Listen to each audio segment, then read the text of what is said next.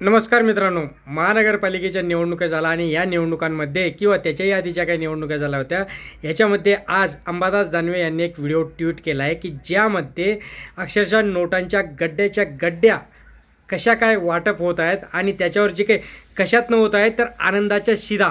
आता आनंदाचा शिधा वाटणारे जे की महाराष्ट्राचे माजी मुख्यमंत्री लाडके म्हणणारे स्वतःला असे एकनाथजी शिंदे यांच्या पक्षातील नेत्यांनी आनंदाच्या शिधामधनं कुठल्या प्रकारच्या गड्ड्या नेल्या हो, आणि त्याच गड्ड्यांचा व्हिडिओ आता व्हायरल होताना दिसत आहे.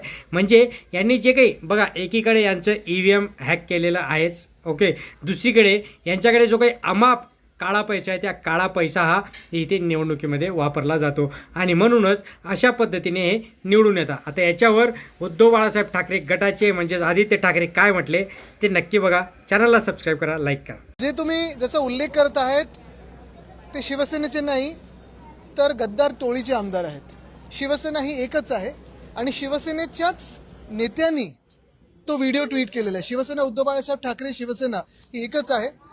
गद्दार टोळीचा जो व्हिडिओ ट्विट केलेला आहे हा भयानक आहे. आणि म्हणून काल पण मी विचारलं की हा सगळा जो प्रचार सुरू होता आणि आता पण पुढच्या एका आठवड्यात प्रचार जो काही होणार आहे, त्या गद्दार टोळीचे जे नेते आहेत, गँग लीडर आहेत, त्यांनी पण हेलिकॉप्टरमध्ये उतरून म्हणजे काय 1.5 तासाच्या प्रचारासाठी 2 मोठ्या बॅगा नेल्या. त्याच्यातून कुठच्या आनंदाच्या शिधाचं वाटप होत होता ते आज टीव्हीवर आलेलं आहे. पण जसं ह्यांचा व्हिडिओ आला तसं छत्रपती संभाजीनगर मधले एक आमदार, त्यांचा एक व्हिडिओ आला. अनेक अशा आमदारांचे व्हिडिओ आलेत. मग कोणाच्या जमिनीचं आलं असेल, कोणाच्या पैशाच्या नोटाचं आलं असेल, कोणाच्या दादागिरीचं आलं असेल, कोणी कोणाला मारतानाच आलं असेल. पण एकच प्रश्न आहे की जी भाजपा स्वतःला द पार्टी विथ डिफरन्स हे सांगायची, जी भाजपा सगळ्यांना सांगते की न खाता हूं न खाने देता हूं, न खाता हूं न खाने देता हूं.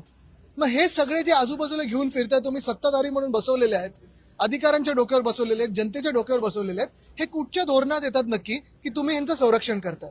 का ह्यांच्यावर कारवाई होत नाही? काय नाटका होत नाहीयेत? आणि कधीपर्यंत थांबणार तुम्ही?